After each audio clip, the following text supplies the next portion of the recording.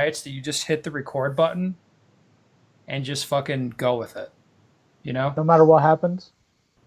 It's So going we're to live matter a now? little. We're live now? Yeah, we're a little bit live. All right, that's fine. Welcome to the Practical Pistol Show, people. My name is Ben. We're here to answer your shooting questions. Everybody listening to this in their car probably thinks this is going to be a regular show, but they'd be wrong. We got Matt Hopkins here today. Say hello, Matthew. Hi. Is there somebody Hello, else in the Matthew. room with you, Matt? What do you mean? Oh, she just left. Good. I don't want to get in trouble for making sexist comments anymore. You're in my headphones, so you're good. All right. I mean, it's okay to hate women so long as you don't say it out loud. That's up to you. I actually didn't even know I was a misogynist until you told me, but it makes a She lot said more sense. She said a misogynist and a bigot. A bigot? Yeah. Well, I suppose. I mean, it's got me there. I think women are great. I think you should hire women. You don't have to pay them as much. It's going to be great. Oh, God. What? Nothing. That shit's real. That wage gap shit is real. Just hire women and save money. Anyway, also Hansik is on here. Hi, Hansik. Whatever. I can't say it, man. I'm sorry. That's just me being a bigot, though. Speaking of people that I'm racist against, we have a new person on. Alex Berdat. Yes? Yes, that's correct. That's okay. Well, that's all right. Hi, guys. You come from my least favorite people of all the people in the world. The French Canadians. God, dude. What? That's right. Hey, Matt, if you're going to be racist, go all in. She didn't say racist, but if you're going to do that, I guess you might as well. Well, being a bigot means you show strong preference for your own group. I mean, that's just not even... I don't even like white people. I don't like anyone. There you go. But, I mean, people I definitely don't like would be French Canadians, I think. I don't know. Anyway, Alex, this is where the listeners have this question, like, who is this guy and why do I care about his opinion? Not to be too blunt. Pretty much. I'll handle this because I know you got to keep it humble. Alex is a humble guy. So, for the people listening who don't know who Alex is, and I imagine that'd be most people, basically think he's like the Hansik of Canada. That's a fair way of putting it. How long have you been shooting, Alex? Oh, you said Mexico. I was kidding. Oh, I really thought he was from Mexico. He's actually from Canada. Oh, okay. Yes. All right. I've been shooting for just shooting for almost 5 years now. I started in October 2012. And when did you start shooting competitively? Well, I started at IPSC in 2013, April. And I started to get more serious because I started with a Glock. Sorry to hear that. That's not that bad. For Americans, shooting in USPSA with the Glock is not so bad. It's down, but in Canada, it's downright Canada, it's stupid pretty in bad. IPSC. Yeah, I agree with that. So, but yeah, I started to get more serious about probably 2.5 years ago when I got a stock too. All right, so that's how long Alex has been shooting. So I'll tell you why he's interesting. In that time, Alex is two-time national champion in Canada, which it's not an easy thing to do, for sure. Compare that to an IDPA championship. Compared to an IDPA championship? I don't think it really compares. Like, nationals in Canada is pretty serious. Okay. Because they have some serious shooters that come out for it. And I would say in terms of temperament and approach, Alex is a bit of a nerd and kind of analyzes a lot, but works very hard at it. So it's like Nick. No, it's like the Asian kid. Oh. You. That's like you, man. It's just like him. This is your Canadian counterpart. I suppose. Yeah, it's good. We're getting a little diversity on the show. What? I can't get any chicks to come on, so we're going to go with, like... You're sensitive, Alex, so you're like next best thing. No, okay. You got to savage him a little bit. But anyway, so people will like Alex, I think. Is that fair to say, Alex? Yeah, I guess like him. I can. I can speak French to some French Canadians, but No, don't do that. whatever. No, okay. People will have me for that. Don't do that. I watched his shooting video and it was pretty cool. Yes. Yeah. Oh wow. Alex is a guy who's on the program, so to speak. So trains hard, does the dry fire, doing all the live fire stuff. Got good fast, as you can hear. So I think Alex's opinion is good, and his temperament is even better. He's kind of a serious shooter guy, so he'll be perfect to answer people's shooting questions. And I saw his videos, really many different matches, major matches, in European matches, right? And Why did you US go? matches. You went to the CZ Extreme this year, Alex. Why did you go to Yeah. that? Just to prep for World Shoot. Smart. I had actually never experienced any European matches before that, so I wanted to go there, feel the pressure, 30 stages. It was pretty intense, but one of my most entertaining matches, I would say. How All do right. compare to the matches in Canada? Don't be a dick now, Different. Alex. Different. I would Different say. how? We tend to make matches more difficult than USPSA, but still pretty hosing. And over there, it was all about points and a lot of running and short courses with running, and that was so much fun. And Canada, we just don't have ranges like big enough to host like big matches like that. So they do some pretty good matches in New Brunswick. It's called the Summer Slam, but that's pretty much it. So, What did you think of the Nationals this year, Alex? oh, it was fun though. That was a good match.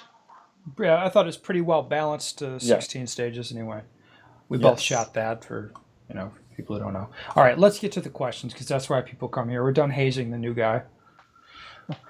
All right, some friends and I are setting up a new local USPSA match, and I would love to hear your thoughts on some or all of the following questions. Number one, what advice would you give to a new match director to make a local match really fun and interesting? So I think we can go in turn on this. I'm not really sure what anyone's going to say, so it should be good. Matt, you're the most opinionated person here, obviously.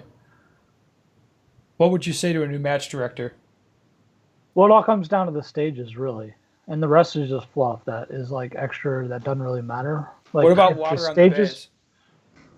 It's fluff. Like, you don't need it, but it's nice to have. You don't need water on the base for a club match, but if it's a major, Not for they a gotta local have that. match. Fair enough. I agree. Major match has to happen. Okay, good. So it comes down to the stages. So what would you want to see? I'd like to see variety of stages, like not just quick hosing stuff, but like challenging stages to the level of the customers you have, which are the shooters. Don't make it so hard they can't have fun, because it's for most of the people, it's like how this is for fun. It's not about sport, So they got to keep coming back. So if you make it too hard for them, they won't come back. I agree. Alex, what would you say? Yeah, actually, I did one match as a match director once, and I really wanted to be like very hard. Like, this is IPSC, and like putting no shoots on swingers and stuff like that. Holy shit! But it was indoor, and people really told me like, "Yo, man, you gotta put some stuff like easy stuff because like people are gonna get mad at you." And did they get mad at you? Actually, I didn't do crazy stuff, but I put like some really like 20-yard partials and stuff like that. I'm pretty much the only guy who shot it clean, and but people still had fun. It was a high factors match, so a lot of running, and I hate those. You shoot 8, reload 8, reload 8. Doesn't give you much for stage design and like stage strategies. So, but yeah, I like to mix things up. So Alex, what did you learn from being putting on a match? Like, what would you do different in the future? Be more prepared. Have because I had like some stage design on a sheet of paper and it was terrible. All I right. was trying to just, yeah, people like it doesn't fit all the time. You got shoot throughs and everything, and your stage starts with something and it never ends like you want it to be, but you just gotta know and Yeah, deal with it. it's all in the setup. That's a good way of putting it. All right, Yeah. Mr. Kim, what would you say? Well, first it's gotta be safe, especially if it's a local match. I just came back from Area 3 and I witnessed two people getting DQ'd and the stage this the stage design was not safe. I saw a lot of people like knee bleeding and stuff. So those kind of Man, elements not safe. Kim, we're getting into this Area 3 thing. I didn't want to like attach much drama. There's people, well, a few people kind of like whining about the stages there. Um, I guess this would apply to club matches too. Like, Yeah. what didn't you like about the stages? Like specifically, what made it unsafe? Well, there was this huge tire you have to jump into and shoot inside the tire. And the tire was like a tractor tire, so it's really big. And I Yeah. witnessed this guy getting DQ'd.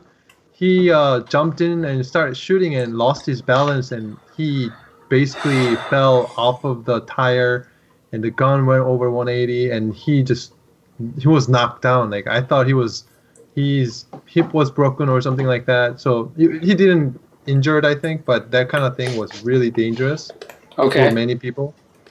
And like some surfaces were there was a rooftop shooting, and the surface was very rough, and it was a low port, so you had to squat down. And I saw many people having bleeding problem on their knees and stuff. Okay. So And make it safe, not like this match. yeah, make All it right. safe, What else would you like say to the clear club 180. match guy? And for club match, people should go there and feel like they want to come back, right? So I think for the stages, the difficulty of the targets not necessarily easy. So it's not like 3 yard, 4 targets in a row kind of posing, but somewhat challenging, but simple is pretty good. Like, and also the climate can be really better. Like in Washington State, most of the time it's raining, and sometimes it's pouring rain, and the stage designers decide to use Texas Star. So you shoot the Texas Star, and the Texas plates are gonna be very muddy, and you have to go through the mud. Then in that kind of weather, don't use props that like Texas Stars or the steel plates you have to pick up kind of thing. People don't want to come back if they get all dirty and have a really bad day. So consider before they design the stage, consider all the elements. Yeah. Okay. I guess for me, what I would say about as far as I agree with Matt that it's about the stages, and I differ from you guys on making it easier for people. The sort of the culture I was brought up in the sport with my current section coordinator is the guy who trained me and influenced me on how to make matches. It's kind of like, hey, make your club match. So if we add a few stages, it's a section match. That's like the ideal situation. So I don't like want to make the match unsafe or annoying to shoot, but I think like have a fair representation, like a cross section of the sport at your club match. That's the ideal situation. So you could have high quality stages, interesting stages for your club match. I don't agree with. I don't think you need to make it super hard stages, but I wouldn't like. Here's a good example. A lot of people don't like to have moving backwards or up range movement in their matches. At club matches, they're like, well, it's hard on the new shooters, and then what ends up happening is you're going to make it easy for a while, and then you just never end up making it harder or more challenging, and you end up setting the bar really low and not being able to move it without people complaining, if that makes sense. So I'd like make it a cross section of what the sport's going to be at higher levels, if possible, if you have people capable of building that sort of thing. Um, I don't have a problem with, like Alex said, putting out a 20-yard partial at a club match, as long as there's good variety of things. Like having shots that are hard, I think is fine. And people, some of them complaining about stuff is going to happen. But I'll say that I've been to certain regions of the country or to other countries where they set stuff up that I'm thinking like, hey, I know people complain about this at my local club or at some other club. I know people complain, but then since the guys in that area are used to doing it, there's no complaints. So you just kind of you can make your club match an interesting, challenging match, and after a while, people get used to it and they don't complain, and it gets people more into the sport because when you start dumbing it down, it turns into 8 sort of stages, and it never moves on from there. That's my opinion anyway. Anyone have anything to say about that, or should we move on? Oh. All right, this next question here is about the match management. This is going to cut to what Hansik said. What are some things you've seen done at local matches to make them run more smoothly? So you're talking about managing the prop situation. Mm-hmm. Yeah. Yeah. Big thing on that is don't have multiple movers on the same stage. Yeah. Especially where you don't have time to tweak it to make sure it works. Or drag out all the steel and put it on one bay. That'd be a lot for a local. Yeah. Well, I mean, this is a lot for a major match. It's kind of annoying to have an all steel stage sometimes, but yeah. What are some of the things that make one local match better than another? So I think this crew here is going to be skewed in terms of what we would think makes a local match better than other ones, right? Well, actually, for me, I think less is more. That doesn't need to be all big field courses, 32 rounds to be interesting. I know a lot of people go shoot a match just because they want to shoot a lot, and they see a stage and, oh man, we only shot 100 rounds today. That's bullshit. But sometimes it doesn't matter if the stage are interesting. That's all that matters for me, actually. So I guess some matches are just better than others in the ways that they're just better designed. Yeah, Matt, so don't you have a club around you that's one classifier than a bunch of 32 round stages?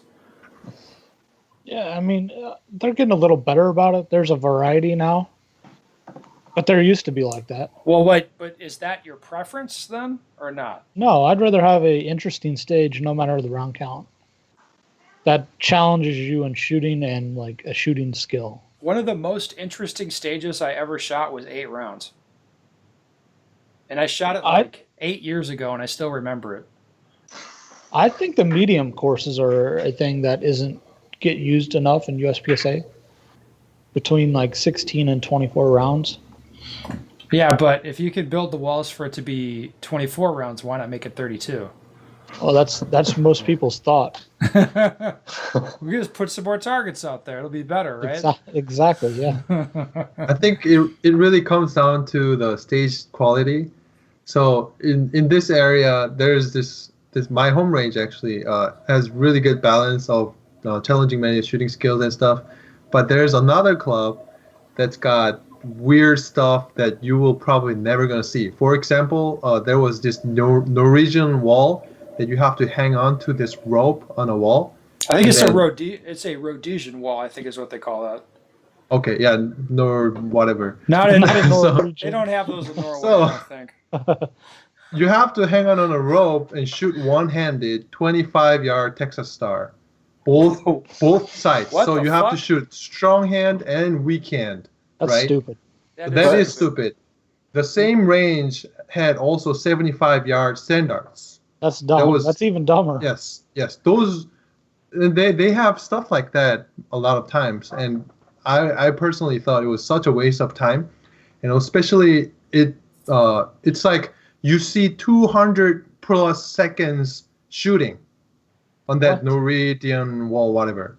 The Norwegian some wall. shooters, Norwegian some wall. shooters are keep shooting because they have 6 max, right? They keep shooting until it falls down, and I've never seen plus 200 seconds other than that club. So that kind of thing will bother people some. Yeah, I think what happens is, if you're good at shooting, as you become better at shooting, you understand there's a line between difficult and stupid. and sometimes it's kind of difficult to pin it down, and oftentimes you find the line by crossing it. Yeah. But Yes. when you cross the line from difficult into stupid territory, like that's not cool at all. That's Things not a are good gotta thing to be do. reasonable. Well, if like you're pretty good at shooting, I would say. And if on that stage you look at that and you're like, yeah, I can't hit a 25-yard plate one-handed, um, hanging off a rope. You can't do that reliably with no time limit. I would reckon. Then you add in the Texas Star and the pressure element. Like it's just something that the best shooters in the club can't reliably do. Mhm. So like, why would you put that into a match? It doesn't make any sense. Yep. So I guess not being stupid is a good way to put it. All right. Are there any little things you like to see in a match to make it better for the shooter? Example: water on every stage for Hopkins. These guys got your fucking number, Matt. Dude, you should have heard the bitching I got when I didn't walk out the back of the stage through this weekend. Well, dude, when you get on the fucking internet and you just want to talk shit, it's like if I set up a match and somebody gets popper fucked on it, like I would expect to be skewered. Like people will shove that in my dick hole. Yeah. Oh yeah. I think pasters are a big thing that's overlooked. Instead of that tape that they put, A lot of people like the tape. What? Yeah, That's because horrible. it doesn't leave the garbage behind. It doesn't matter. Well, a lot of people don't like garbage. You got to go green. Don't I'd you rather care kill about the earth. environment? No, I don't. I don't either, so I like the pasters. But I'm just saying, a lot of people like the tape. Okay, what else? What else should the club match have? Little things. Benches, or at least Yeah, some that's picnic tables. Places shade's to also sit. nice. Uh, Shade is nice. a plethora of safety areas is one thing that is often overlooked. I like having safe areas within a quick walk of all the bays. And if you have little targets that people can dry fire on in the safe areas, that's even better. That's a cool thing. Lots of not having enough safe areas is genuinely annoying. They should be all over the place. Because And once you put them up, they just kind of stay there, so it's not like a big deal. there are a couple clubs in this region that always put a sign for 180 degree. It could be like paint or it could be barrels. And in the RO walkthrough, they would tell, hey, that barrel is 180 for that specific target. If the target was kind of vague in the 180 line, because some bays are oriented differently and 270 bays kind of thing. Yeah. So I think that safety kind of thing is pretty good for new shooters. Excellent. Yeah. So being clear about kind of what's up on those things. One at some of the bigger club matches I've gone to, they'll walk through all like anybody who's assigned as an RO for their squad. They all walk through the stages together and make sure that all of the start positions and that kind of thing are clear, because I know people get quite annoyed when they shoot a club match and then they see video of a different squad starting on a stage differently, something like that, if something's unclear. So having all the ROs just walk around the stages quick before you get started, that is quite a good thing, I think. That makes a lot of sense. So it's like equitable between the competitors. Yeah, of course. It's just one less thing for people to complain about. But that's very big with the self-ROing squads. You see that a lot in the States, in USPSA, and less of that in Canada or any matches in Europe where they have like designated ROs for each stages. Well, we've got a little cultural divide there, Alex. Oh, I guess. What Americans say is you socialists can do it any way you want to do it. Or something. I don't know what they would say. Right? People just have a different, like in Europe, the idea is it's not fair for you to RO your own squad. It's not fair for you to be touching targets like in your own group, like restoring your own targets, because things get fucked up and go sideways with that. So this, out of fairness, they're just not going to let people do that. But the culture is completely different in the U.S. Yeah, definitely. We kind of have the fox's garden, the chicken coop, so to speak, here. where it's like, yeah, We've all seen get the on a squad group where with get in a group with all your buddies and just go kind of score each other. exactly, It's gonna exactly. be great. Yeah, and they're like after that, they're like, "Oh, that no shoot wasn't not there, so I guess yeah, you'll have a reshoot because we can't prove it was yours." Something like that. Oh man, I've I, seen it. yes, I have a feeling that there's a lot of people who sort of get away with murder at their club matches, and then they go to major matches, and it just doesn't work that way. That's quite Or they funny. try to do it at major matches and it makes them look like idiots. Well, if they're like, hey, that one looks a little long on the bottom. Remember that, Matt? Yeah, I remember that. That was the match we met Gaston. I think That's I wanted right. to shoot him in the head. Yeah, we had to teach Gaston a lot at that match. All right, let's move on to the next question because all of us here are going to World Shoot, I think. Yep. Actually, 3 of us are staying in the same house there. And the French Canadian boy is living in a tent outside. That's Pretty not much. true, guys. I wouldn't let him on our lawn. Don't worry about that.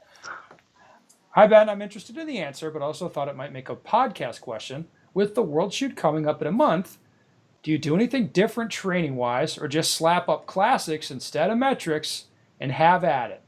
What advice would you give an experienced USPSA competitor that is going to their first IPSC major match?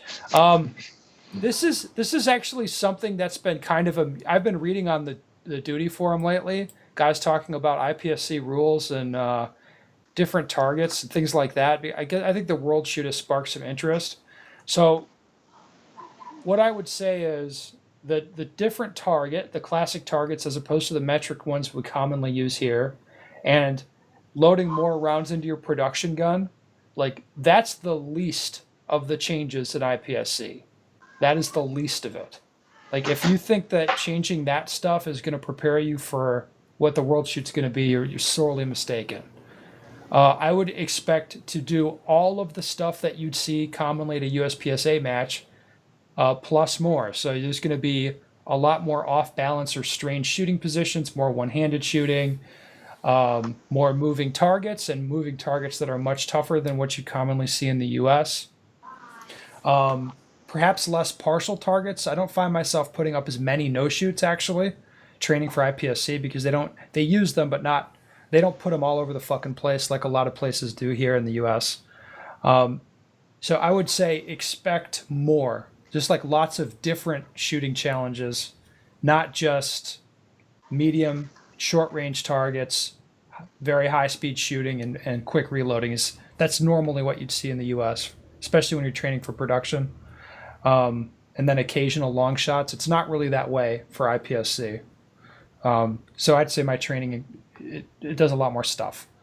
Well, what would you say, Matt? You've been to, how many times have you shot big matches in Europe now? 2? 2. Yeah. In the U.S. World Shoot. Yeah. Okay. So what would you change about you? What are you changing about your training? Because we're right in the middle of it right now. So I'm doing different stuff. Like I'm practicing where you have to pick up the gun with your weak hand only. I'm practicing where you have to shoot longer shots on strong hand only, tougher leans, like hitting the leans right, making sure you hit the position. Do what? You got to hit your leans, bro. Yeah, you do. But like that's the main thing I'm doing differently. I'm not really changing the difficulty of the target. I mean, I'm shooting some longer distance stuff, like 40-yard stuff, just to train up because I know that's going to be pretty common there. So. Okay, Alex, what about you? Well, you normally shoot. For people listening, don't know, you kind of straddle the like right on a border. So you shoot as much USPSA as you do IPSC, right? Yeah, a little bit more IPSC still, but I occasionally go in Vermont to shoot over there club matches. But yeah, I mostly train IPSC, and it's all like far distance target, 25-yard swingers, partials, and yeah, leans, low ports, prone, that kind of stuff. It's a little bit more athletic, a little bit more running and getting your points. So it's all about, yeah, I guess for production. Well, I'd say there's more running, and more position changes Yes. that drag down the hit factor Yeah. and making the points that you shoot on the targets count for more. Yeah. Yeah. Like I think Pretty didn't we have one stage at the Canadian Nationals that was 24 round stage, but 30 seconds was a pretty decent time on it because of all the running? Yeah, pretty much. You would go to a spot just to hit 2 poppers and run back, and that's it. Yeah. So what that does from a shooting perspective is like you better be getting your fucking points because it's going to matter. Because the hit factor would be 4 or 5 or something like that. So the points are going to matter a lot. Okay, Mr. Kim. Yeah. So since the world shoot is 6 days, but 5 days shooting, right? So Yeah, well, that's you had your first IPSC, more proper IPSC match, I would say, in Canada, right? yeah. So Is- I would don't it have be- much. Would it be fair to say that I'm putting air quotes, an IPSC match that you shot in Florida, and this is where I say to people like having a different rule set or running the match under the rule set doesn't really tell the story of the different culture of stage design, if that makes sense. No, mathematics is very different in Europe, I think. Yes. Because I've been studying a lot with the match results from Europe and the French nationals and stuff like that. So I'm analyzing the math behind it. So, like everybody said, there's more running but less targets.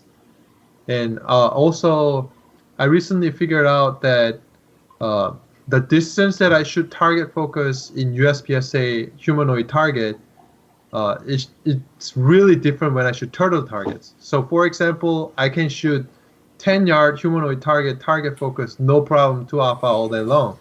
But when I shoot turtle target at 10 yards, if I try to shoot target focus, sometimes I go alpha Charlie kind of thing. So I'm trying to get that distance, We can't specific have that distance. bullshit.